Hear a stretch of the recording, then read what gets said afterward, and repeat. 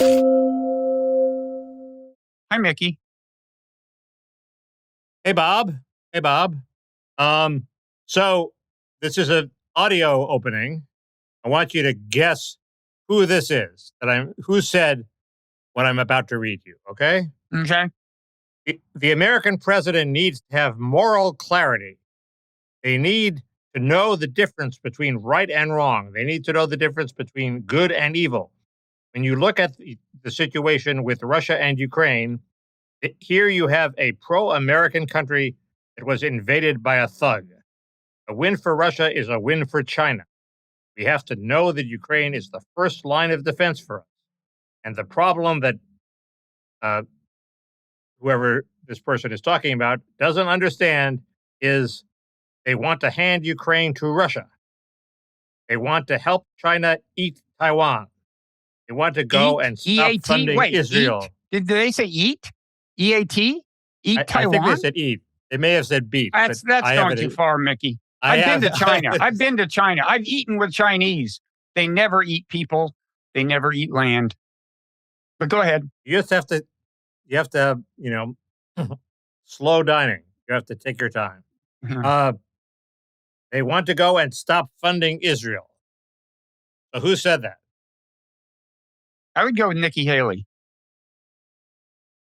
You're correct. No, really? Nailed that. Yeah. Who is? Whoa. And who is?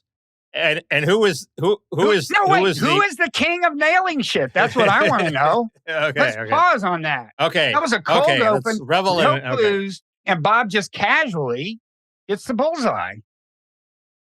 God, and who? And the follow-up question, which is easy now, is who is the candidate who did best in the CNN poll against Biden? You mean best in the polls taken after the debate? Not best in the polls. Taken like 2 days ago. Nikki Haley. Yeah. She's the only one who has beat Biden by beyond the margin of error, which is terrifying. I think it is. I think it's no time to panic because the idea that the Pence-Haley viewpoint on foreign policy is going to win in the Republican primaries is insane. So that's not going to happen. But you know who else? You know who else is counting on foreign policy to win an election for him? Netanyahu, Putin, everybody. Everybody, correct. No, I was just thinking of that. Joe Biden released an ad about his visit to Ukraine and standing tall. And I saw that. It was stirring. I was stirred. He exerts a not quiet, in the way they intended, but I was stirred. He exerts a quiet strength. Yeah. No, it was kind of a twofer. I think they wanted to send. I mean, they definitely were big on the. I mean, they're betting on the war is a big election asset. I'm not sure about. I mean, a year from now, I'm predicting it's not going to look like some huge win for him. But I think they were also sending the message that he's this vigorous guy because it opens with him visiting. The first president, I don't know, in a century or ever or something to visit a war zone that America didn't control. Of course, the definition of a war zone is something nobody actually controls. But anyway, I know what they mean, kind of. And so they were that, and he flew in the dead of night, and so that took a 9-hour train ride. Took a 9-hour train ride, and I'm sure like they didn't have a sleeping car or anything for him, so that's amazing. But and foreign policy doesn't win elections. I mean, it didn't win. World War II didn't win an election for Churchill, and Iraq didn't win an election for Kuwait didn't win an election for George H.W. Bush. And even during the Vietnam War, which I'm old enough to remember, the elections were fought on domestic policy grounds, even though there was a war that was bleeding America. I mean, that was obviously a big factor, but it became a big thing. I mean, Nixon had to make a big deal of peace with honor. He had to have something to say in reply to the Democrats. Right, but it was about half the election, but it wasn't more than half. Anyway, so the alarming thing is the Haley surge. It's her moment, Bob. And do we want to go from there to talk about Ukraine or go to talk about politics? Well, we could just dwell on the depressing fact that it's a Nikki Haley moment. I mean, she's hardcore. On the other hand, from my point of view, there's almost no possible good foreign policy news in the Republican field or really the Democratic field. Why? We could go to Ukraine. Isn't DeSantis pretty close to your view? Oh, no. I mean, even what he professes when he's most in the mood to please the Trumpist foreign policy people is not all that close to me. But in any event, I think it's kind of fake. I've seen no signs that he really believes it. You think he wants to prosecute the war? And Blinken traveled to Kyiv this last week and said, we will do whatever it takes. We will back you forever and ever, which seems sort of insane when there's an election coming up in a year. And you might elect a candidate who will not back them forever and ever. So it's like saying, we think you're too stupid to realize we have an election in a year, which they're not. So it was like a weird thing to say. No, he also said, it's like a car warranty that says 60,000 miles or 1 week, whichever comes first. Right. And he also said, we're not just going to rebuild Ukraine. We're going to reinvent Ukraine. Did he say that? Yes, he said it. This is insane. This is like reinvent neocon on Ukraine? Steroids. We're not enough to build democracies. We're going to transcend democracies and build something better than democracy, Bob. We're meta democracy. We're going beyond, nation building. I thought the premise of our support was that this was already a healthy democracy. Now, in truth, it's not a very liberal democracy. There's a lot of corruption. He may have been talking about corruption, or he may have been talking about rebuild the economy, reinvent the economy so it's not as dependent on wheat and, on things from the Donbass. And that could be, and on oil and stuff like that. Yeah. They seem to have very good computer engineers, so I don't see why they couldn't be the Israel of the Israel of the steppes. What would they be? They would. I mean, a friend of mine had a BMW. The interface between the radio and the car's computer broke down. So he put in a call to Ukraine, and they fixed it. Ukraine? Just a random Ukrainian? No, it was the Ukrainian guy who specialized in this thing. They said, you got to call this guy in Ukraine. So, by the way, you saw this the thing from the Walter Isaacson book about Elon. Well, that was on my list. Yeah. The first thing on my list was the counteroffensive, and when I saw the map of the alleged breakthrough, it's pathetic. There's nothing there at all. I have something to say about the breakthrough. I actually wrote about it in today's Nonzero newsletter, but go ahead. I maintain that the Nonzero newsletter is, so far as I know, in the entire universe's media ecosystem, the only place to get fairly clear on what actually happened, except for kind of Twitter, if you put it all together. But so here's the deal.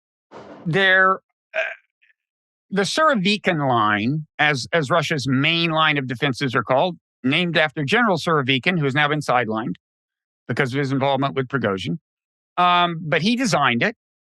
And by the way, I should say, I think last week I said, well, even if they get through this line of defense, there's, depending on how you count, two or three more lines before you get to Tokmak. I've looked at it more closely. If you're talking about Surovikin lines in the strict sense, there's one more between them and Tokmak. But Tokmak is only half the way to the goal and so on. But anyway, this word breakthrough. So this was widely reported. It was called various places a breach, a breakthrough. The Wall Street Journal called it piercing the defensive line. That's closest to being the actual truth. So here's the deal. Surovikin line has three things. The first thing the enemy encounters is an anti-tank ditch. It's so deep and wide that if the tank does try to cross it, it will never get out of the ditch, okay? And there's at least one case of months ago, a Ukrainian tank, for some reason, trying that and demonstrating the effect. Then a bunch of landmines and another line that is called Dragon Teeth. This is a long series of 4-foot-high concrete pyramids that are apparently also very hard for tanks to get over. Now, in both of these cases, it isn't that a tank or another armored vehicle can't possibly get past them. It's that trying is going to take so long that they'll get blown away by drones and artillery. That's the idea. Then the third line, they don't have bazookas. They don't have handheld bazookas and stuff like that. I would think that there's also the possibility of being taken out by people in the third row, which is the only row that has Russian soldiers there. Okay, the third row back, the final of the three rows constituting the Serbian line is a trench, a trench system, and a pretty elaborate one. I mean, including bunkers, carpeted bunkers, apparently. And that has soldiers in it, okay? So what they're calling a breakthrough, now you'd think if it's a breakthrough, it means, some armored vehicles got across. 0 armored vehicles have gotten across, okay?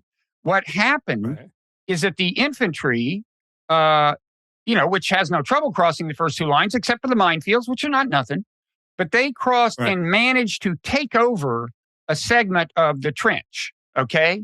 And they're making use of that and approaching this village of Verhova or Verbova or something.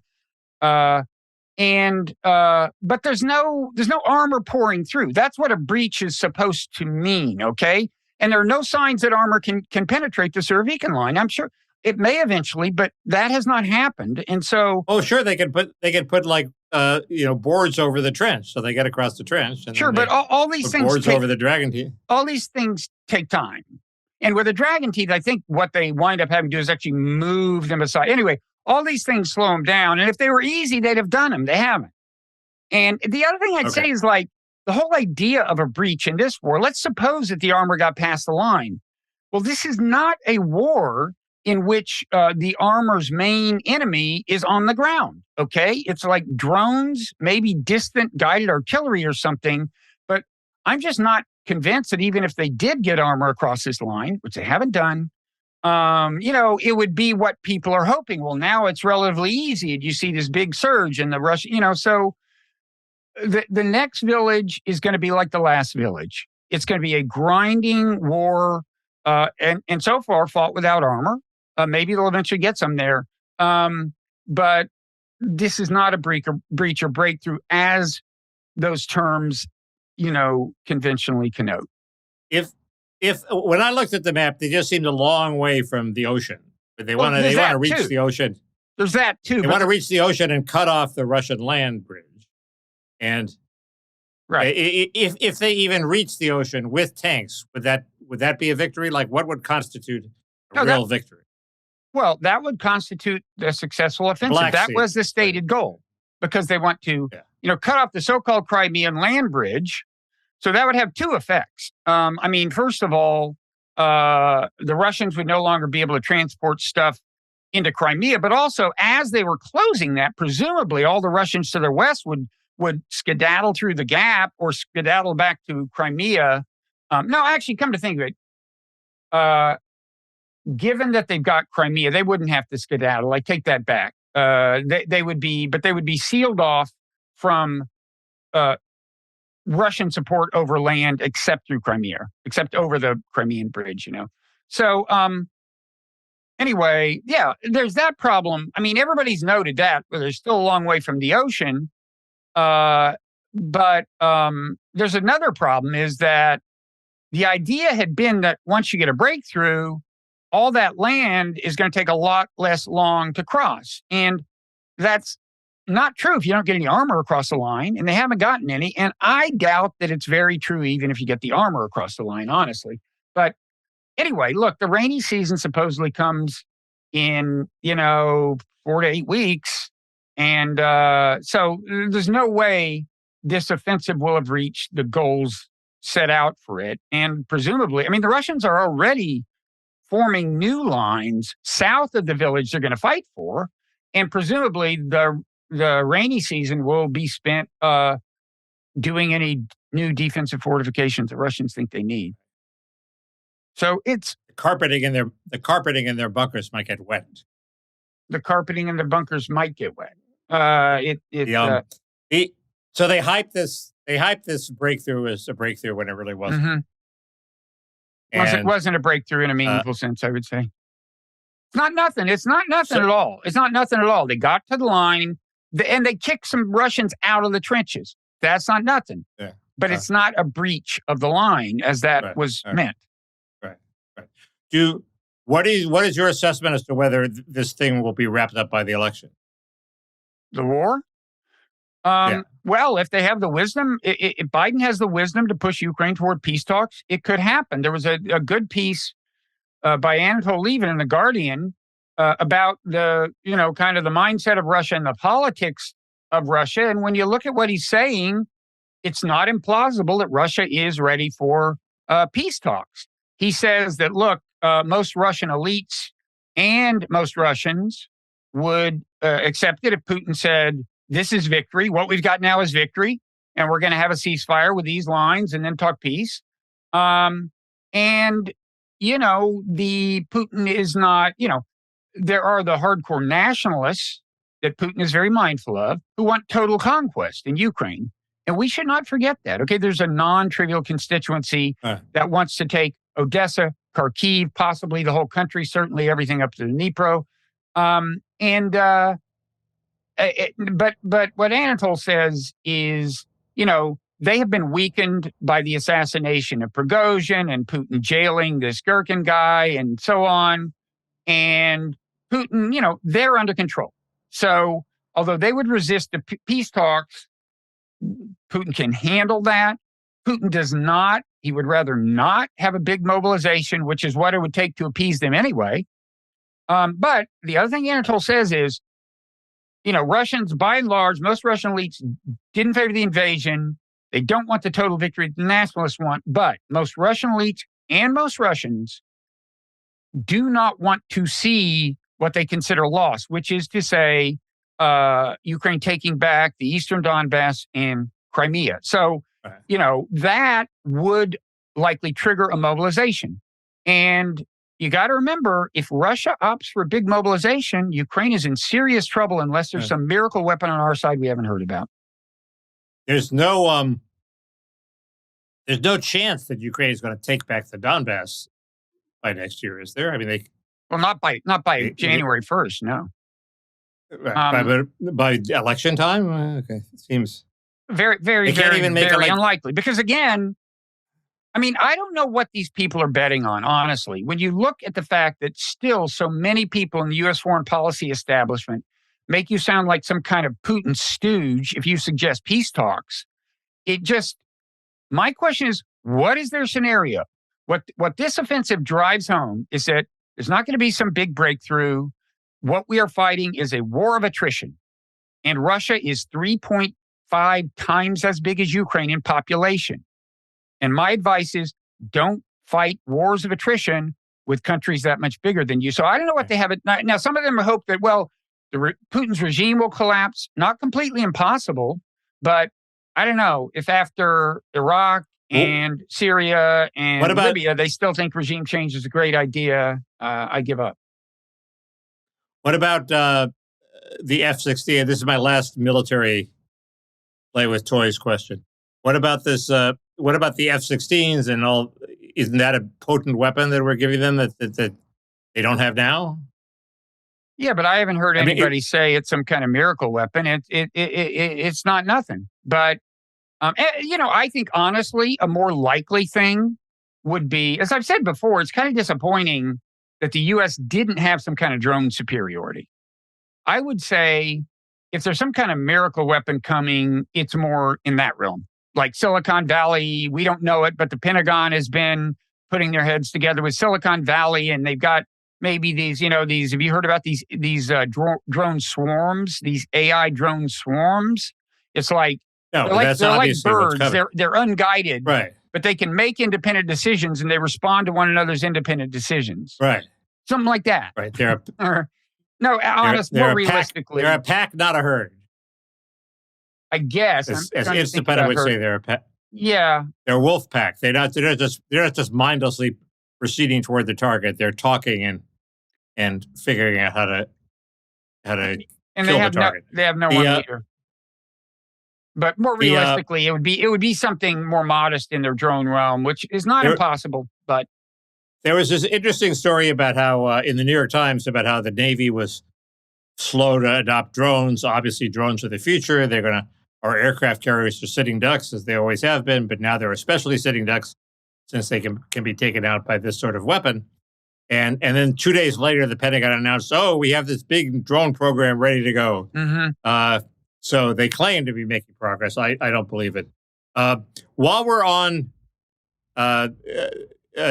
somewhere near Crimea, I thought that Elon Musk, he was playing God. He cut off the Starlink when Ukrainian drones were attacking the Russian fleet outside Crimea, I guess. In case people haven't heard, that's one of the big revelations from Walter Isaacson's biography of Musk. And apparently, Walter is like his foreign policy confidant. Do you realize that he called Walter, like as if to confer?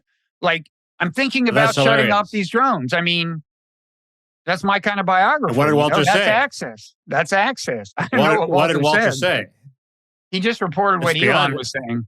I don't know that he was asking for guidance. I don't know. I don't know that. But the point is, he hadn't made the decision, and he's like, by Walter's account, he's like texting Walter, and like, I'm afraid that this. See, Ukraine had these naval drones that were approaching the port of Sevastopol, where Russia's Black Sea is headquartered. And at that point, that might have been a big enough surprise to the Russians. Could have taken out a few ships. And Musk was worried that it would start nuclear war. And so he cut off Starlink access to the drones. And so it didn't happen. It's amazing. I mean, they just floated into nothingness. Maybe Walter told him to do that. I doubt it. It seems like an overreaction on his part in retrospect. In retrospect, even if yeah.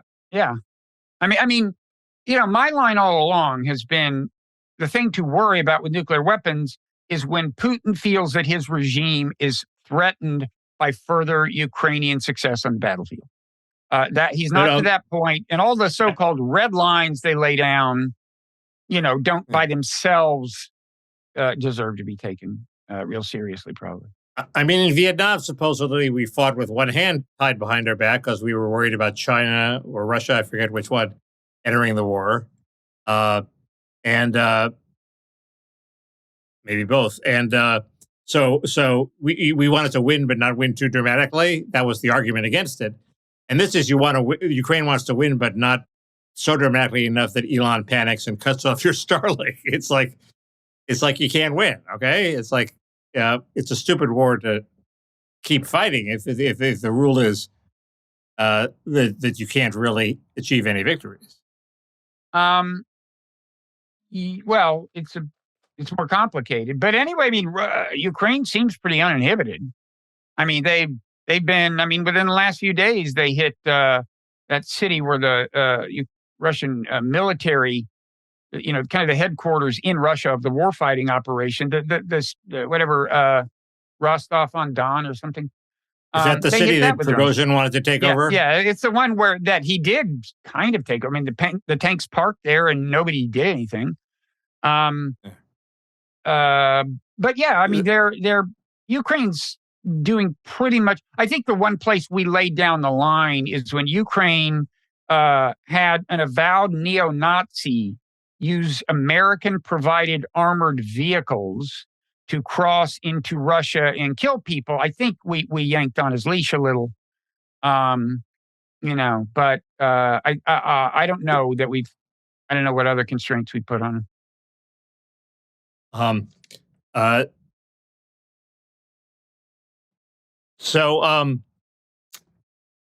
had one more thing, but I forgot what it was. I've got things. Okay, go ahead. Well, I have only domestic politics things after this. So. Yeah, I don't. I mean, I would just say, I on Ukraine and Biden, I would say, if I were Biden, I would really think about a way to wind this war down. Because it just seems to me that the most likely outcome, like a year from now, the most likely thing is. A lot of things could be the case a year from now, okay? Implosion, catastrophe. But most likely is either Ukraine will have made some more modest net gains, or they will have lost ground on net and maybe a lot of ground. But in any event, there won't be some kind of resolution unless Biden pushes them toward peace talks. And I think people would be saying, so what was the last year for?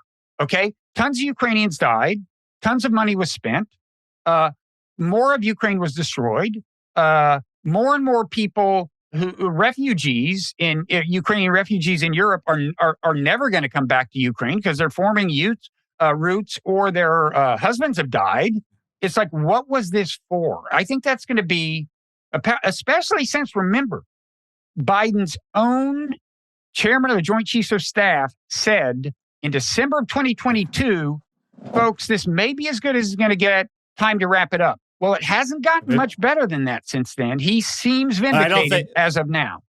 I don't think that's a big issue for the electorate. And yeah, you're right. It should be a big issue, but it's not. And certainly not if Nikki Haley is the nominee. No, but if there'll be no pressure. But it's not going to be. It's going to be Trump. And if it's as close as it looks like between Biden and Trump, every independent voter matters. And I think Trump can get a little traction if that is what the situation is a year from now. And here's the other thing I realized. I wrote this thing that I thought was not very good about how nostalgia is Trump's friend because people remember the good times in before the COVID outbreak, and Trump gets credit for that unfairly because he didn't. The COVID outbreak just happened, but it hurts Biden. But everybody says, "Oh, those were good years, those Trump years," and it turns out that is sort of the subtext of his campaign now. It's "Make America 2019 again," as the New York Times put it. And once that is your campaign, "Make America 2019," are you better off than you were in 2019? Then it doesn't commit him to any position or any ideology.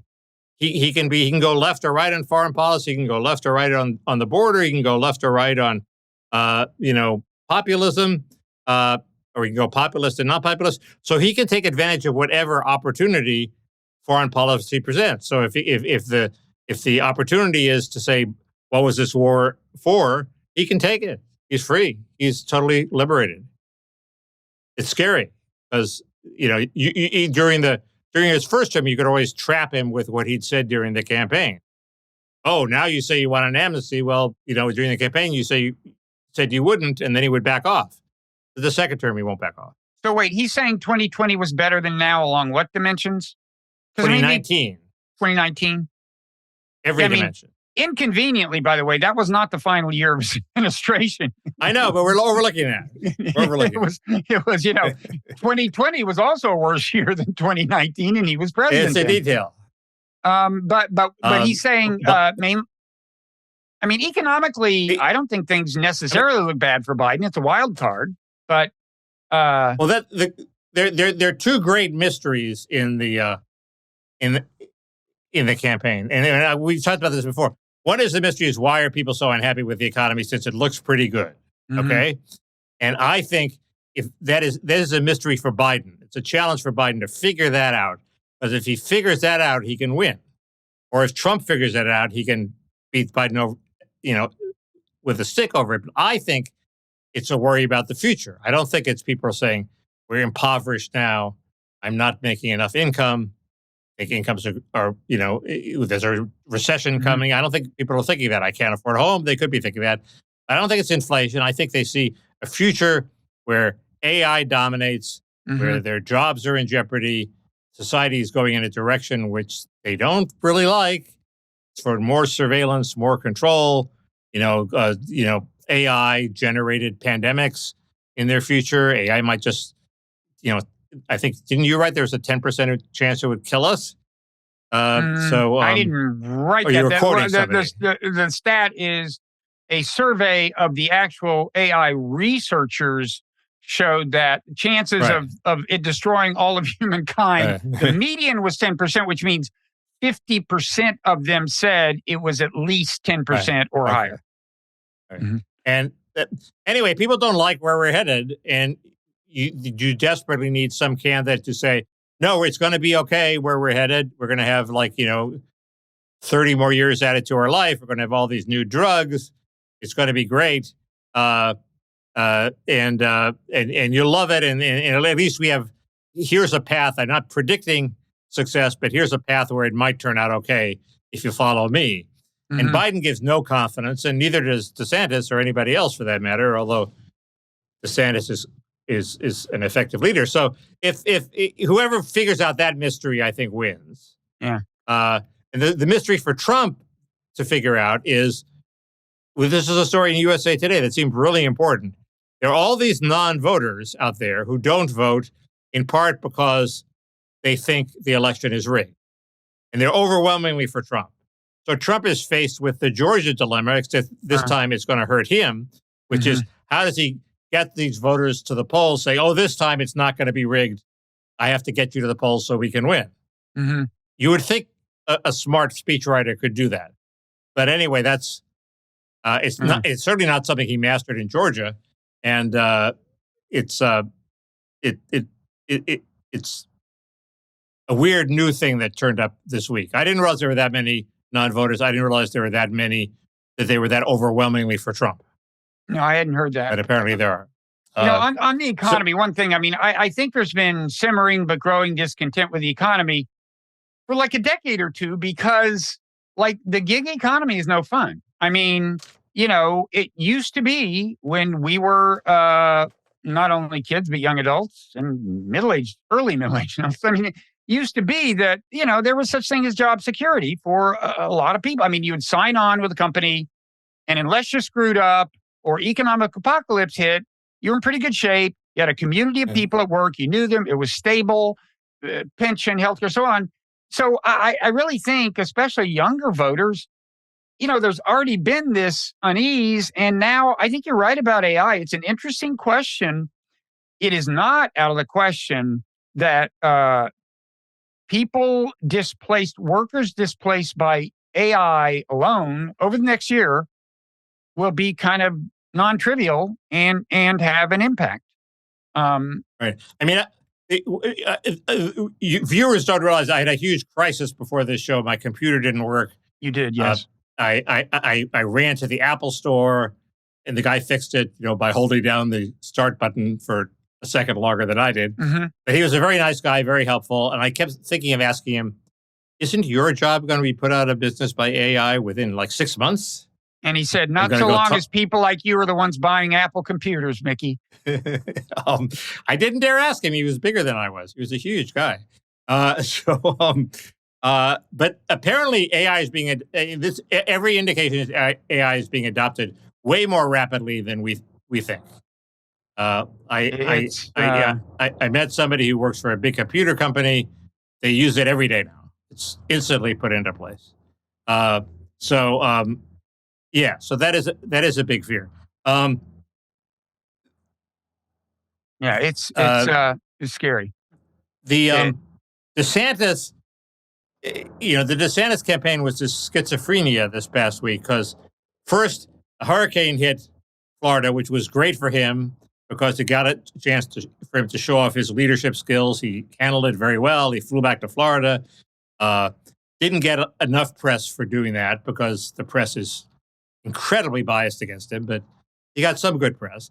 Meanwhile, his chief strategist, Jeff Rowe, is pulling out of Nevada. Why is he doing that with millions of dollars in the bank? I don't know. And he's focusing on... What is it? So they're not contesting that Nevada... I don't know. When is Nevada? They were going to finance a big ground game of paid door knockers. And as John Ellis says, Nevada is a very easy state to do that in, because 90% of the population's in 2 counties. You can just knock on all their doors and at least get some benefit. So he's stopped that. He's focusing that operation entirely on Iowa. Mm-hmm. But he has the money to do both. Why is he not doing it? I don't know. This is the guy who runs the super PAC that DeSantis does not control.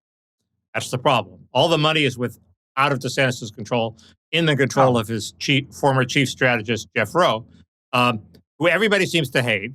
and who's gearing up some incredibly complex computer-powered system where they find out data on each voters and send them the version of DeSantis that will appeal to them. One is the Steel DeSantis. It's gung ho. The other is, they're like names for which DeSantis avatar gets sent to the voters. And this first, it has the whole feel of a massive flop. Okay, and second, it has the feel of the incredible new system that the Red Cross tried to put into place after 9/11 when they had all this blood. They were going to put in this new system of freezing the blood that nobody ever tried before. Okay, and before they got to the chance to test out this new system, everybody said, "What are you fucking doing with this blood?" And they had to all resign and quit. So this has that air. It's like, why is DeSantis, big mistake. Why is DeSantis the guinea pig for Jeff Rowe's, highfalutin, high-tech fantasy of how to win an election? What are the features of the new approach? There was an article in Politico that I only dimly understood, but it gathered very fine-grained detail from various electronic sources over each voter, and then it targeted them texts that were designed for what they like. So if you liked, if you like foreign policy, if you want a strong leader who's going to stand up to Ukraine, I guess they can't falsify DeSantis' positions, but they can send him things that portray the stronger side of him. If you want a anti-woke DeSantis, they have anti-woke DeSantis. It's like buy them all, right? Well, that doesn't seem crazy to me. I mean, look, he's got to throw the long ball. He's behind.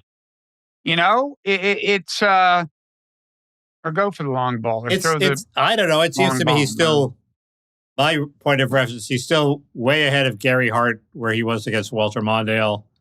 Hart was in like 5% before in Iowa, and or somewhere around there, and he's already contesting Iowa, and the race is months away, and voters seem to like him. The press hates him. If you can break through the press, which it should be easy to do, and talk to voters, it seems to me he has a shot. I was overcome with giddiness last week because he was taking care of business in Florida, saying, open this center, open this relief center, close that down, open that bridge. It was an impressive show.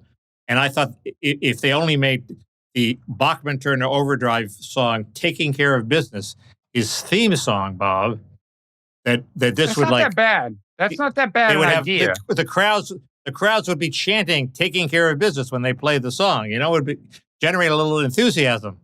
And that is one of his big. That is a big theme. So I would just add that it's a slightly annoying song, but it's a fantastic song. Taking Care of Business. It's a driving beat. Taking Care of Business. No, it's not a great song. When the train's on time, you can get to work by 9 and start your slavish job to get your pay.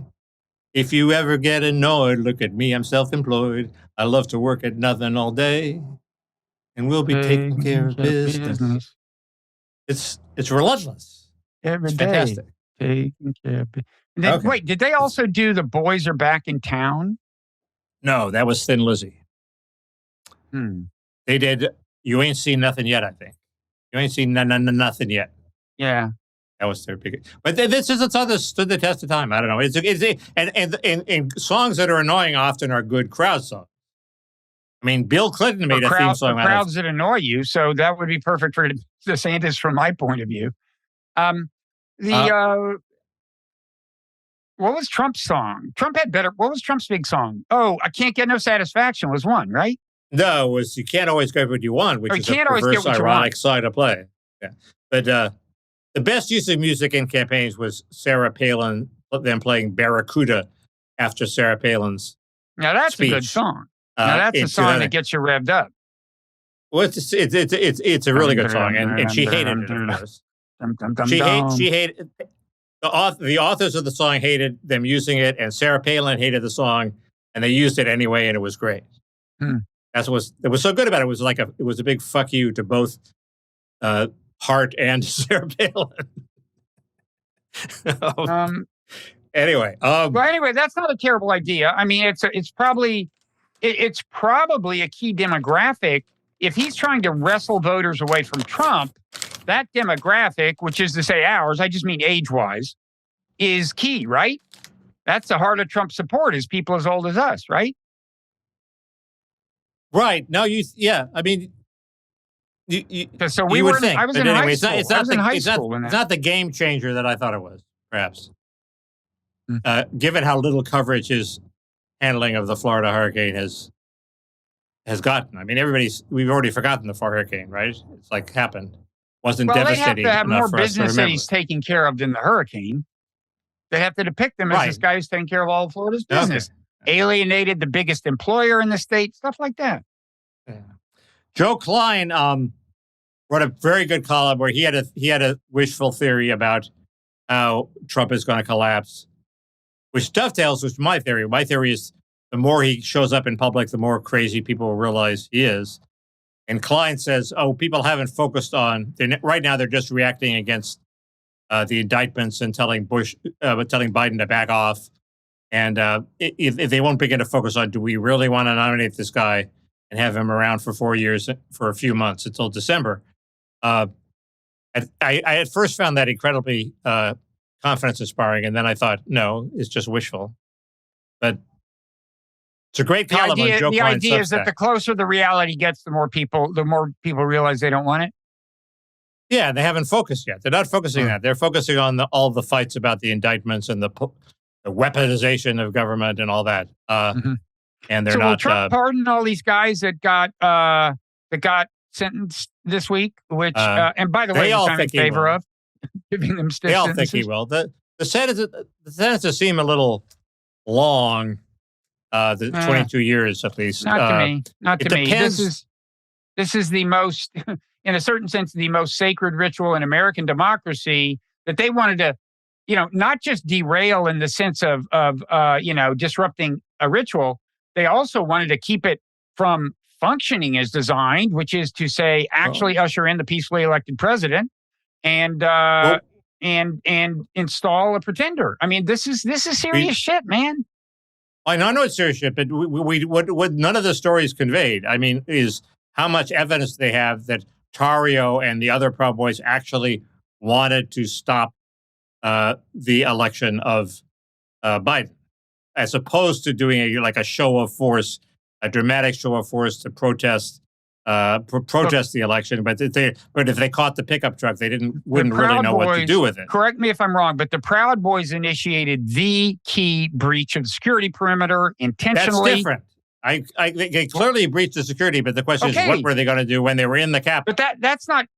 It doesn't fucking matter. It's a fucking. I'm not saying they should have gotten off, Bob. I'm just saying that the serious crime that you outline requires them to have wanted to stop democracy from functioning. Of course, that was at least a distant hope. Of course, that was at least. Well, I assume they have some evidence that they presented at trial that the press was too lazy to present to us, but I haven't seen it. All I've seen is the video at the Wall Street Journal, which came out years ago, or where the Proud Boys were saying, and remember, this is only a tiny fraction of the Proud Boys organization that decided to go to Washington. This is the day the Proud Boys take the Capitol. Okay. So they clearly wanted to take the Capitol, and they wanted to do it. It turned out by force. That was clear. And they wanted to do it while we were certifying the next president. Right. But that's. I'm not willing to rest there, and I say 22 years is not enough. Okay. I'm not willing to rest 22 years just on the inference. I want a memo saying what fucking inference? I want some evidence described that Tario said after today, Biden will not be president. That's all I ask. No, what you just described constitutes 22 years worth of misdeeds, so far as I'm concerned. No, but I could take, in Wisconsin when they were going to pass this anti-labor law and the left took over the Capitol, I could easily see them. I don't know if they use violence. Let's postulate that they did. If they just said, "Today's the day," we take the Capitol. That's not enough to convict them for 22 years. You have to take the Capitol. That's not certifying the president. It's just a fucking bill. labor law. Okay, and it's just a state. It's not the whole republic. Democracy, Bob. It's still democracy. No. Still Mickey, democracy. They're about to have a vote on an important law. Mickey, so you don't see a meaningful distinction between there's a impeding distinction, a state level deliberation or passage of some law, some legislation, and something at what we saw at the federal level, which was impeding the actual peaceful transfer of power, which is at the heart of the whole fucking idea I'm of saying the republic. there's also a distinction between taking the Capitol, meaning we break through the security and we sit around and yell and scream, and actually blocking something. And I want evidence that they intended to actually block something. Maybe that evidence is there. Maybe I'm just missing it. Maybe I just didn't see it at any of the press accounts. Maybe if I read the trial transcript, Mickey, it would be there. They obviously wanted to impede that process, stop the process. There's no way they didn't. I think there is a way they didn't. They would sit around and yell and scream and pick up a ruckus. I don't know. You have to convict people beyond a reasonable doubt in this country, and you have to have some proof that that's what they intended to do. Anyway, they all think they're going to be pardoned. I think, given Trump's loyalty, that's not 100% bet, but he would probably have to pardon them, or at least commute them. Hasn't already said he would pardon at least some of the January 6th or commute or something? He's been very vague. He's been very cagey and vague. Has he committed himself to finding at least one that he has to pardon? Maybe.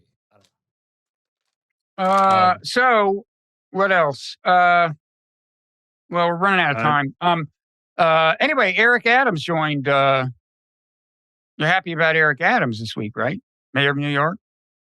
Well, not really. I mean, there are two things Adams says. One is this wave of immigrants in New York is going to destroy New York forever, which I think is maybe a little alarmist, but I'm glad he said it. And the solution is to give them all work permits, which is the left solution, which is not a solution in the short term, but that will just attract more. So if you think they're destroying the city of New York, you're just going to get more and more. So he said some good things and some bad things by my lights. I thought you'd be nominating him for president. There was an incredible headline in the New York Times. The Democrats across the country are reacting and abandoning their sanctuary cities and reacting against the surge on the border now that it's hit home in their districts. And the headline in the New York Times was, "Republicans get the crisis they want." And it's true that Republicans, are probably happy to have a crisis because it shows the hypocrisy of the Democrats. But the idea that that's the main takeaway from the fact that, 2 decades of Democratic dogma on immigration is crumbling before our eyes is ridiculous. But it was Jonathan Weissman, the same guy who said, "Don't overthink this." That Trump was calling all immigrants animals when he was really talking about MS5, MS15. So. Or 13 or whatever it is. So, he is a known hothead. I've had personal experience with his hot-headedness. What did he do to you? Wouldn't let me ask a question of Larry Summers, 2008. Do you believe that? How did he have the power to prevent you from asking a question of Larry Summers? He kept asking his own questions and elbowing me out of the way. And as you know, Bob, except for last week when I apparently talked too much, I'm not one for interrupting. No, you're not. You know what I would have done if I had been in your shoes, Mickey? Sucker punched him. Totally. You're the alpha. You would have done something. You would have stomped totally. him. But I wouldn't have sucker punched him. I would have challenged him to a fight and then floored him. I don't sucker punch. It was an important question I had, but unfortunately, by the time I got to ask it, there was nobody in the room. So it was asked in vain. So anyway, did I derail something you were going to say? Were you going to say something else? Jonathan Weissman. Oh, I was going to say, the New York Times, it's bad. And it's not just any one reporter. It's like their headlines are so much more, editorializing than they used to be along a number of domains in foreign policy, domestic politics. There was actually a worse example of that in a publication, not a worse example, but a similar example of that in Walter Kern's new hard copy newspaper called County Highway, put out by David Samuels and Walter Kern. And they had a review of this book by Barbara Kingsolver, which is retelling David Copperfield as a Appalachian beset by sexism, racism, and classism. And the review was very mild, and the headline was, "NPR listeners eat up this crap." Okay, like completely. It was a fabulous headline, and then the review did not back up the headline. So this is I have one. Yeah, go ahead. No, you go ahead. I was just going to clarify. So this is Walter's thing is a physical paper only periodical that comes out how often? Whole new business. I don't know. Month. It seems like once a month. I'm waiting for number 2. It costs $5 I remember those an days. I remember those days. Not cheap. You don't remember anything costing $5 an issue. But it's good. It's good. It'll get better. Like everything, it'll get better. So I recommend it. It's the right idea. You know that by the way, that Biden thinks Zelensky is an amateur. That's the one of the scoops from Frank Foer's new. Oh, is it? Yeah. Anyway, I don't know what he means by that. But is the book out? It came out online Thursday or Wednesday. Maybe Tuesday. Anyway, I've started to read it, but haven't gotten very far. The one thing that I think is worthy of the main podcast, and why I wanted to bring up is the right way to think about these things is not who do you want as president. I think you have to think of who do you want as president and who do you want to control Congress and which combination of the two is better for the country. So I think clearly the preferable outcome is Biden and a Republican presidency and a Republican Congress. Mm-hmm. That's number one. Number 2, though, is Trump and a Democratic Congress.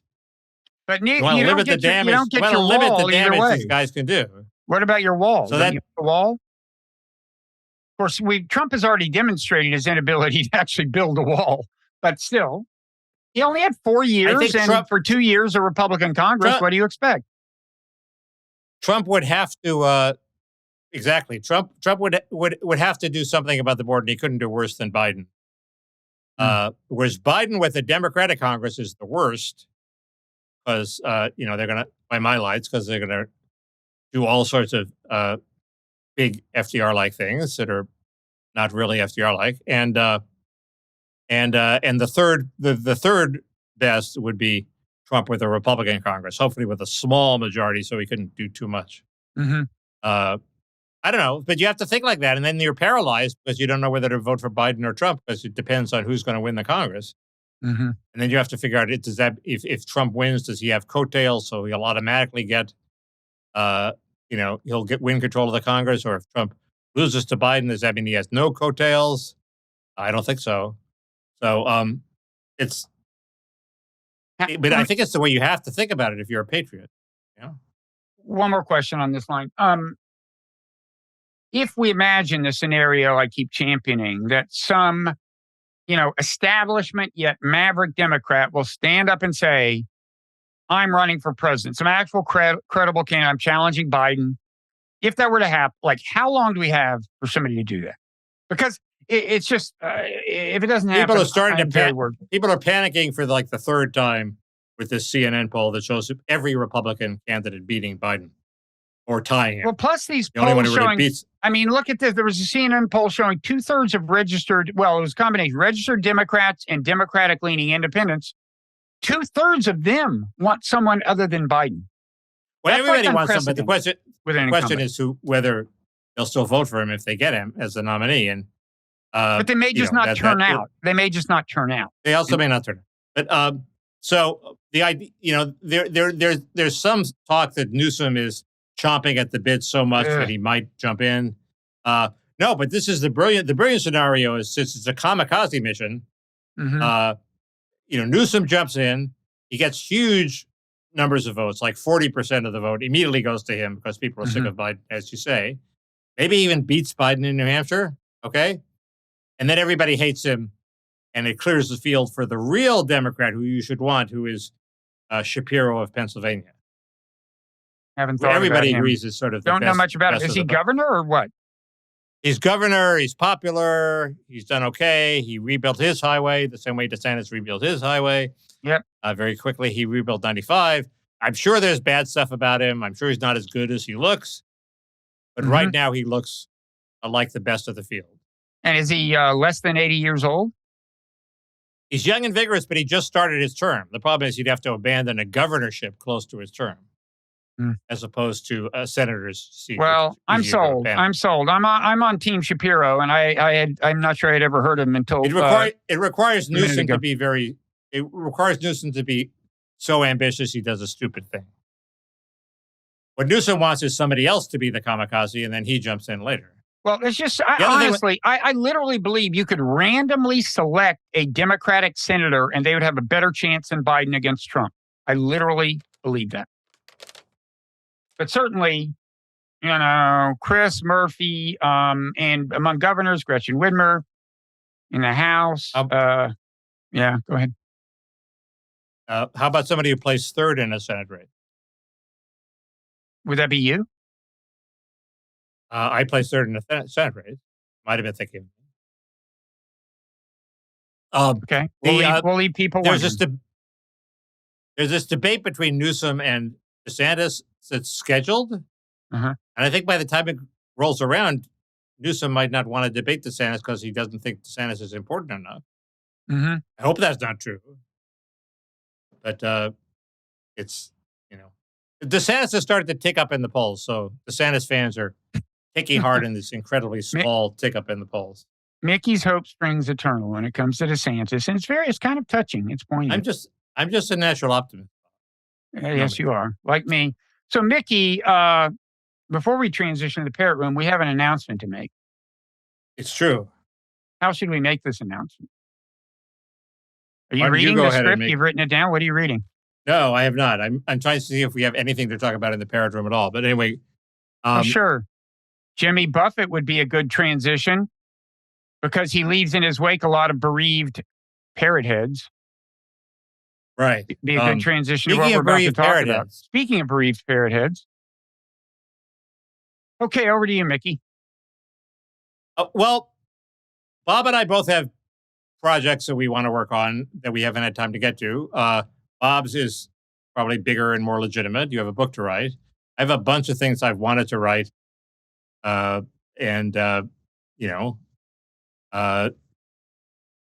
It's they're intimations of mortality. One wants to get to them. And so basically we're, and the podcast is making money, but not so much money that we have to keep it going because it's so lucrative. The parrot room is the parrot room. Money. The podcast isn't. So all those things go into the calculation that we're stopping the podcast at the end of September, I believe. Correct.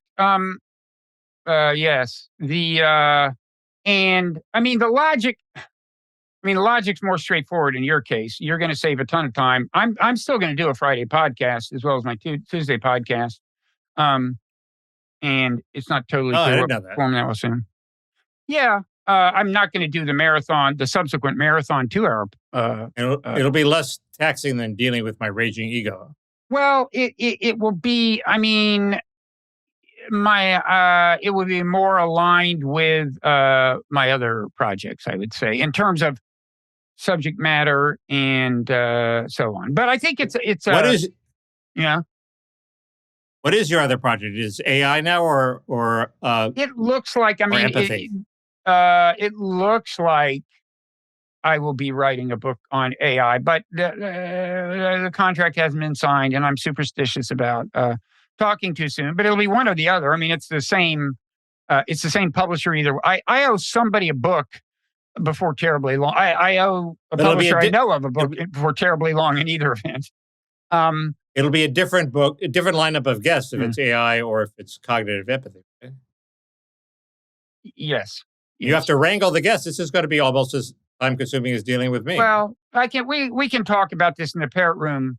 There are things I'm thinking of that will help address that problem. But it's true that your logic is more straightforward. I mean, what I would say is, whenever any partnership ends or anything, people say who dumped who, and they say, no, it was mutual agreement. And they say, no, really, who dumped who? I mean, certainly in the romantic realm, that's always my line. this was truly something we had been talking about for some time. I mean, I think we thought both of us were thinking the time to wind down is going to come. I think you felt it a little more immediately than I did. I think you were, but I just have all these other impending crises I have to do. Right. And it's more of a time saver for you to end it, like, because I will still be doing the 2 podcasts a week. But anyway, what else is there to, we can talk about this more in the parrot room, logic behind it, implications for parrot heads. And is there anything else? Oh, I will say this. When I told my agent, Rafe Segalin, about this, he said, end of an era, which is true, kind of. Yeah. You don't and sound this era, yeah, but there's also what a mutual friend of ours said when he said about our podcast is, it's good. I would have thought it would have taken off. I'll tell you, I mean, if you would like to amplify that theme, we started doing this in 2005. We haven't done it continuously, but this was back before virtually anybody had heard the word podcast. It was primarily a video thing, but we did have audio downloads from the beginning. And it was the first split screen online video thing about politics, I'm pretty sure, or almost about anything. I think it was almost about anything. Yeah. There were 2 guys in Alabama that recorded one conversation, if I remember. The one with the Santa Claus thing? That was pathetic. I think that guy. And I don't know what was going on in the super high-tech people. And obviously, if you work for ABC TV, you could broadcast 2 talking heads. Well, I mean, for example, a podcast that's a tech podcast that beat us by a few months is The Week in Tech with Leo Laporte. But they had, because he came out of the TV field, and I think they had these dedicated broadband things. We did a streaming video before there was broadband. We didn't have broadband, and I mean there was broadband, but most people didn't have it, and so we had to hook up this weird thing where you locally recorded both your audio and video file, talked over the phone. You couldn't see each other, and then you synchronized the files, and that's why we were so early. Thanks to the genius of Greg Dingle. Actually, that idea was, with all the humility, I think was mine. The basic idea. Really? Okay. Yeah. Well, it wasn't mine. We agree on that. Now, Greg Dingle did invent the Dingle link. Can I just say one more thing about how, I mean, the more I talk about this, the more embarrassing it gets, because the question only deepens. Why are we not Joe Rogan? And you know what the answer is? We should have had, in retrospect, more MMA fighters and mediocre comedians on. That's the answer. Okay. That's one argument. I was trying to explain this whole thing to the Apple guy who was trying to fix my computer. You started talking about blogging heads? Well, I said, I got to do a podcast at 12. You got to finish this thing. And he said, oh, you do a podcast. That's nice. My daughter has a podcast too. I was going to say, doesn't everyone he knows do a podcast? Yeah. No, he was very nice. What was I going to say? I was going to say something. See, this is the other thing is, now, look, I should say, we'll probably do the occasional special occasion thing, right? Like an election or a I would think so. Debate or something. So in that sense, but and it may be that in a few years we'll come back and just do a flat out dementia podcast, The Week in Dementia. And we'll just come on and say, we don't remember what happened this week. And that'll be great. It'll be 10 hours long. Mm-hmm. We can talk about what pills we're taking, and yeah.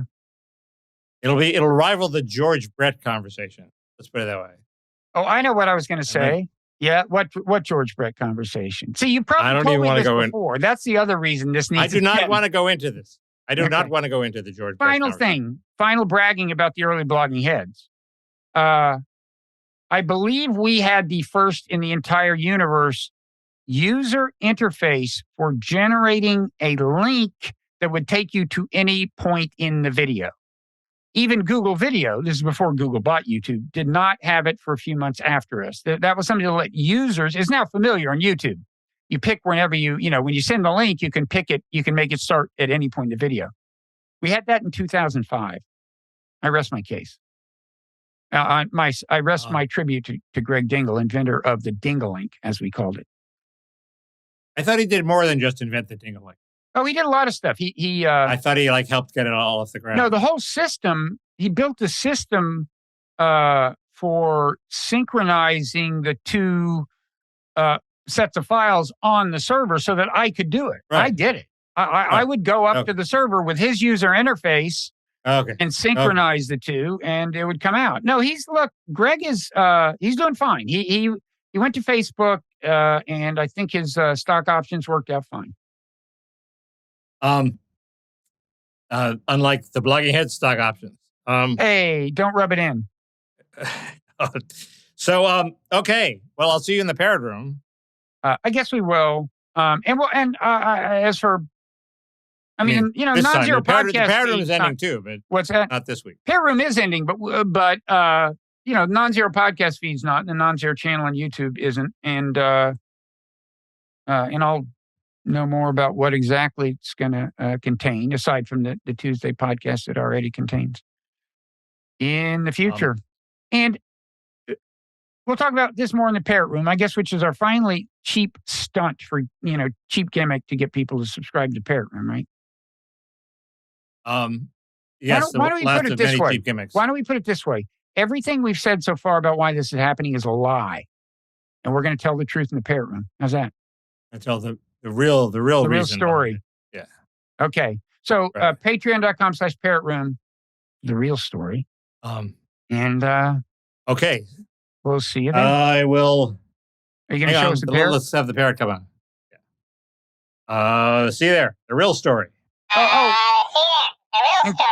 And quickly, I do want to talk about a couple of things in the parrot room, including Jimmy Buffett and his parrot heads. Hunter Biden, I'm afraid, maybe a little more Elon. And if you want to nominate anything, go ahead. They've compiled a complete list of Epstein clients. It's actually fairly impressive. You can go over that. There's the Saudi deal, which I know you tried to explain to me. You're trolling Bob last week. You're going to troll Bob in the parrot room. Well, why is it so awful? There's Musk and the ADL. There's Ann Coulter's feud with Trump. He called her a stone cold loser, which I guess was a play on Ron DeSantis saying he wanted the cartels stone cold dead. And we can talk about getting the cartels stone cold dead because there is a very popular proposition on the Republican side to have a war with the cartels, the actual military shooting war with the cartels, which seems insane to me, but I'm sure you'll see virtue in it. There's a future for culture because apparently there are a lot of good films at Telluride. If I can call it up, I can read you a list of those films. Oh, I may be your entertainment guide. Speaking of which, I may say a little more about The Extraordinary Attorney Woo. I've watched more of it. I continue to like it. The South Korean show that is sweeping the world. Okay.